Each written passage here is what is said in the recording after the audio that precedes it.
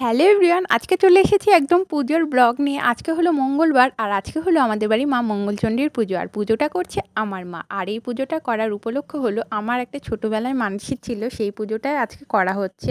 সে আমার জন্মের আগে মা মানসিক করে রেখেছিল যে আমি জানি ভালোভাবে সুস্থভাবে হলে মা এই পুজোটা দেবে।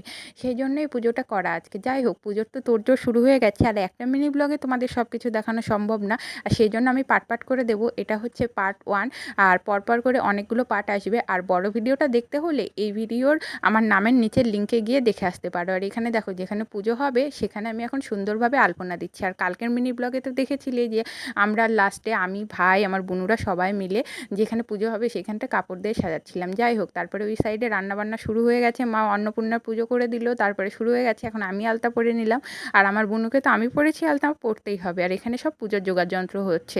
পরে কি হলো সেই বাকিটা দেখতে হলে তোমাদেরকে পরের মিনি ব্লগটা অবশ্যই দেখতে হবে।